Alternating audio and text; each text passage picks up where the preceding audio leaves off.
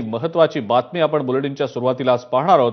Harbour line गेल्या पाऊण तासापासून ठप्प पडलेली आहे, कारण नेरूळ दरम्यान तांत्रिक बिघाड झाल्यानं लोकल रखडलेले आहेत। गेल्या अर्ध्या तासापासून अनेक गाड्या रेल्वे ट्रॅक आणि स्टेशनवरच उभ्या असल्याची माहिती मिळतेय। नेरूळ दरम्यान तांत्रिक बिघाड झाल्यामुळे या लोकल रखडल्याची माहिती मिळतेय।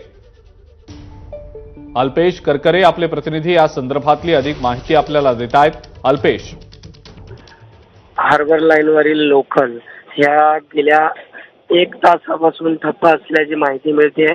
नेरूळ स्थानकादरम्यान तांत्रिक बिघाड झाल्यामुळे ही वाहतूक ठप्प असल्याचे समोर येत आहे।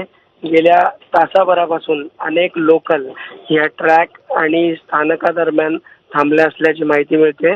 सकाळपासून आपण पाहिलं तर अनेक चाकरमानी हे कार्यालयात जाण्यासाठी निघालेले असतात, मात्र अचानक अशा प्रकारे तांत्रिक बिघाड झाल्यामुळे लोकल ठप्प असल्यानं अनेक समस्यांना सर्वसामान्य प्रवाशांना सामोरं जावं लागतंय।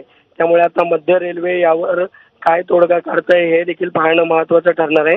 मात्र तांत्रिक बिघाड झाल्यापासून मध्य रेल्वे प्रशासनाने अद्याप कोणतीही प्रवाशांना अशा प्रकारे सूचना किंवा माहिती दिलेली नाहीये। त्यामुळे अजूनही प्रवासी हे संतप्त आहेत।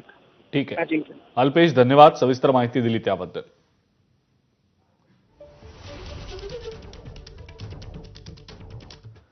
आणि यानंतर आपण इतरही अनेक